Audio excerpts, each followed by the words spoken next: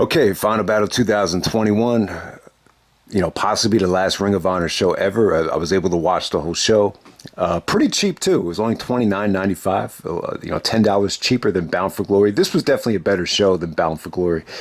And there was a lot to like. I think he had a good double main event. It was really, really cool that Impact and AEW let a lot of the wrestlers send in videos paying homage to Ring of Honor. I thought that was probably the highlight of the whole night. You got some pretty surprising returns too, with Braun Strowman, Deonna Purrazzo, the FTR return. So yeah, there was just not return, but so it looks like the Briscoes will be going to AEW. So I'm happy for the Briscoes. From a negative standpoint, though, the atmosphere was kind of lacking. There's a lot of empty seats. You still had that annoying guy in the front row starting all those chants. But other than that, I think the positives outweigh the negatives. And even if you're not a big fan of Ring of Honor, since the Sinclair takeover, like myself, or haven't been really that into the product over the last couple of years, I think this will satisfy pretty much the biggest diehard ROH fan. It was that emotional, and the ties were still there, and just the way the show came off, they really did a good job of paying tribute, to the past since the very first show the Era of Honor began. So there was definitely, this was a must-see show for any Ring of Honor fan. I don't think it's skippable. I think it almost comes off as disrespectful if you would skip this show, because this company just, to me, it's still the best professional wrestling company of all time for me. And I just think a lot of people, if Ring of Honor meant anything to you, I feel like you owe it to yourself to, go out of your way and see this show. So let's get right down to it. First match tonight, you had Dragon Lee taking on Rey Horus. I thought the match was really, really good right here. This is more of a lucha style match with Dragon Lee and Rey Horus. It didn't go too long, but a lot of good action here. A lot of stiff shots with the Dragon Lee delivering some really, really vicious knee shots. Very fluid and fast paced, entertaining. One of the best things of the night, Dragon Lee and Rey Horus right there. So Dragon Lee gets the feel-good victory, and we move on from there. Next up, you got Rhett Titus taking on Dalton Castle, Silas Young, and Joe Hendry. It's a four-corner survival match for the ROH Television Championship. All right, so if there's one match on the show I need to watch over again, it will be this one. I tried to watch it twice. Both times I just couldn't get into it. For a multitude of reasons, but bottom line was Rhett Titus goes over. This guy Joe Hendry got a lot of heat here, but Dalton Castle was actually probably the most over guy out of anybody out here. Silas Young was out there, doing his normal thing, but Rhett-ski the jet ski goes over. Addicted to Love, Rhett Titus gets the pinfall right there. So yeah, probably one of the weaker things of the night, though. It just kind of felt thrown together. All right, so next up for the ROH Pure Championship, you got Josh Woods taking on Brian Johnson. This is another match right here that it took some time to really get going, but Brian Johnson is a little bit goofy, a little bit unorthodox, and I know some guys don't like him. Chase is not a big fan of him, but yeah, Josh Woods wins here. I thought Josh Woods looked impressive. I think he's good. I think he's good. Is he good enough to be thrown into an AEW pay-per-view right now? Probably not, but I see a spot for him, at least on AEW Dark, or maybe you could throw him with Daniel Garcia on Rampage in 2.0. I think he'd be fine for that, but some way this guy's going to get picked up. He's a good Pure champion. I was impressed with him during the Pure title tournament. I was impressed with the way he won this match by submission right here. He has a good look. He looks like an athlete, he looks like a competitor. So yeah, Josh Woods is going to get picked up, whether by Impact. He fit in well with the new version of NXT as well. They could definitely use him, especially if they're not going to do a War Games. And, Johnny Gargano, Kyle O'Reilly, probably going to move on from NXT. So, yeah, that might be a good fit for him as well. But, the match against Brian Johnson here. Yeah, I just think this guy, Brian Johnson, I just he came off a little bit unorthodox here. So, but good performance from Josh Woods. You know, they did get time out there. I didn't think it was awful. I just wouldn't recommend checking it out. All right, so next up we got Shane Taylor. Shane Taylor taking on Kenny King. This is a fight without honor. So Shane Taylor's a big dude, man. He's carrying a lot of weight, and this probably went a little bit too long at certain points, but it was definitely the most brutal thing of the night.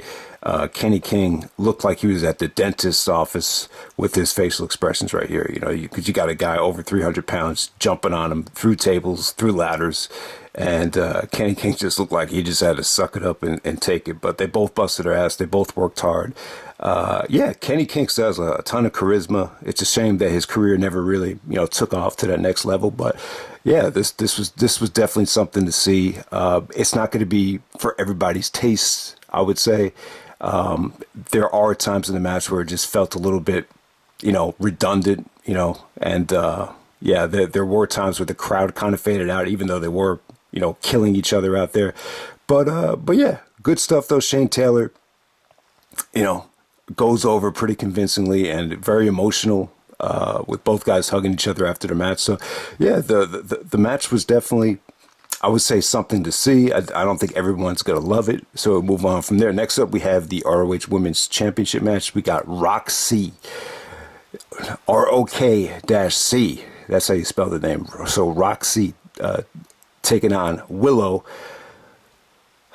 And good stuff, man. I liked it. I thought the beginning of the match, they kind of had lousy chemistry in the beginning. I did not think this was going well for the first couple of minutes.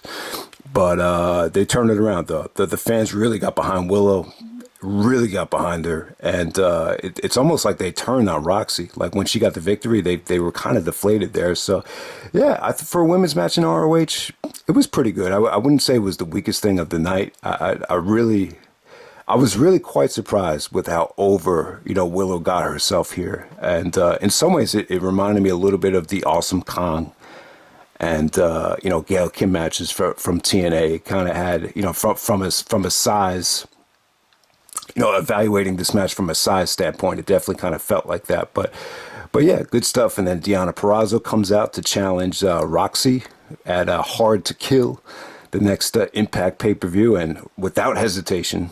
It was almost like she stuck out her hand a little bit too quick there.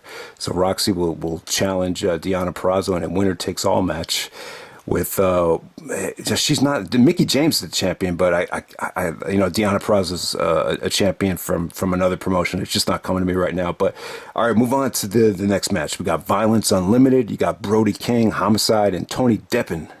Tony Deppin had a really good showing during the Pure title tournament, so happy for him. And they're teaming up with Rocky Romero, the ROH, arguably an ROH legend. He takes on Naomichi Marufuji in the first Ring of Honor pay-per-view. Yeah, man, so Romero, it was cool to see him, cool to see Homicide.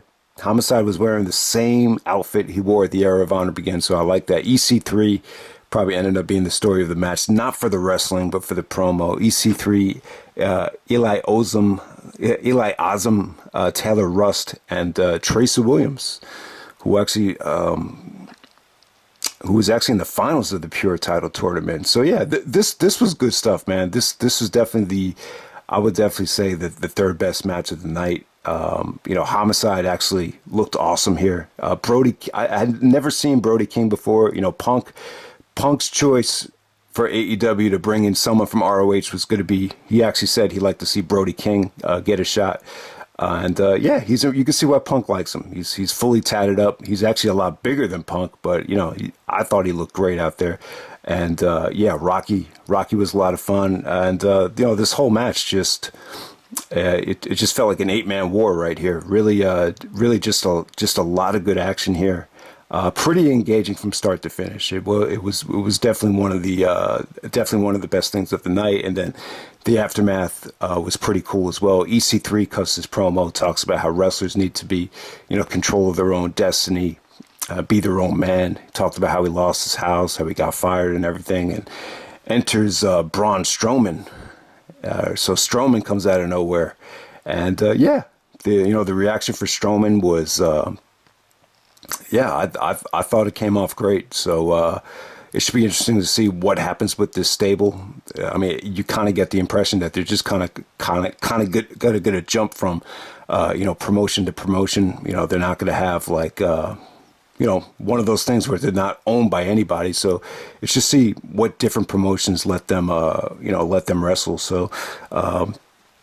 So yeah, man, we thought Strowman was going to be at Bound for Glory. For whatever reason, it never happened. So yeah, it was cool to see EC3 and Strowman reunite here, as they're kind of going through this phase where the big jacked up guy with a lot of muscles is having a tough time getting hired, whether it be by AEW or even the WWE. So yeah, it's just very interesting to see how the professional wrestling landscape has changed. All right, so and then the next match, you got the Briscoes taking on Matt Taven and Mike Bennett. You have Maria out there for the ROH World Championship. All right, this was awesome. This was definitely, I would definitely say, the match of the night. This is the best Briscoes match in Final Battle history. I was gonna say that, but when I think about it, I'm just like, nah. The Briscoes had some awesome matches at Final Battle against Kings of Wrestling, Age of the Fall, even the match against the Young Bucks from Final Battle 2016. I wouldn't put this over that, but I haven't seen the Briscoes have a match of this magnitude where people have been buzzing for years. So I'm going to say it's probably one of the best matches the Briscoes had in years. It definitely delivered. It was definitely well put together, very creative. Taven and Bennett play their roles really nicely here, and went into near fall overkill, but it definitely worked. It definitely made for a fun environment. Maria took the Mike Bennett spear bump, just like she did at King of Trios. King of Trios. She took a nasty bump here. The same thing happened here, but it elevated the match. There's a kick out of a J driller. They did some creative things with the Doomsday device on the outside. So yeah, Mark Briscoe hit some beautiful elbow drops, and the match is just a lot of fun. It definitely felt like a classic Briscoes match that felt important. They put it all on the line out there. I thought Taven's definitely gotten a lot better. I'm still not the biggest Mike Bennett fan, but I thought Taven and Bennett were good. They got a great match out of the Briscoes for the last match. It definitely felt like, the most important match on the show in some ways. Apparently they flipped the coin about what should main event the show. The Briscoes match of the ROH World Title match. But, I'm glad the ROH World Title did main event. So we got Jonathan Gresham taking on Jay Lethal. ROH title was vacated as Bandino ended up getting COVID-19. And but I think it worked out for that. I don't know a lot about Bandino. We've seen him from time to time at different shows, but in terms of him in the ROH World Title, I think Gresham and Lethal made more sense. You could definitely argue that Lethal's been in Ring of Honor almost just as long as the Briscoes. Briscoes 2002. Lethal's been there since 2003. So yeah, him and Jonathan Gresham, these guys, I'm going to say this is the best match that they've had. I've seen them work in the Pure Title tournament, but this was even better than that match. It felt important. I love the fact that they showed every single ROH, not just every single ROH champion, but they showed a footage from every single ROH title reign before the match. So that really meant something. And I just thought Gresham and Lethal had a wicked match right here. It felt competitive. There was some great selling, some great submission work. It felt crisp. Lethal selling on the lethal injection was very, very convincing. The octopus submission to end the match, I thought it came off great. So yeah, Gresham reminds me a little bit of Davey Richards, just of his athleticism and just the way he's built. Like two little pipples right there. But yeah, Gresham and Lethal, great match. If they did the best that they could. I was a little bit worried that Lethal was going to hold back because he's under contract with AEW, but that was definitely not the case. Once this got going, it felt so. Yeah, it felt really, really competitive. And, the halfway through the match, they actually brought out the ROH roster, and they were kind of playing like lumberjacks, and it added to the match. It gave it a special feeling. That was definitely a good call.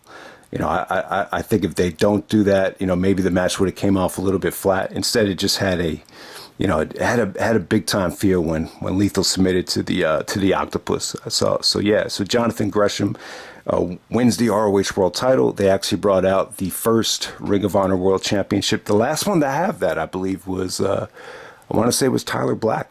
The last one to actually carry that championship. But yeah, they brought back the old school ROH title from 2002 to I want to say 2010. So yeah, man, Gresham and Lethal, definitely good stuff. I don't, from what I've seen, I think that's the best match that they've had. The Briscoes match is awesome. The opener was a lot of fun, and the 8-man tag with Homicide. The match was entertaining. Had a great post-match promo. After the Briscoes match, the FTR actually comes out. So looks like we'll be seeing FTR and the Briscoes in AEW. So happy for the Briscoes. I think it's about time they, challenge themselves somewhere else. So we'll see what happens there. But overall, man, very historic night. And I think if Ring of Honor had meant anything to you over the years, I think you owe it yourself to check out this show. And so you also had some really, really good interviews throughout the show from Punk. Bryan Danielson sent in a promo. Jimmy Jacobs had an awesome video that he sent in. Eddie Edwards, Hangman Page, the Young Bucks. I was a little bit disappointed that we didn't hear from Chris Hero and Nigel, Kevin Owens. So a lot of the WWE guys, for whatever reason, were not able to send in videos. But yeah, man, I just thought the show. They did a beautiful job of just paying tribute to the Ring of Honor past. So yeah, everything came off great here. Considering the state of where the company's in right now, I thought the show pretty much overachieved. So if you haven't seen it yet, definitely check it out. All right.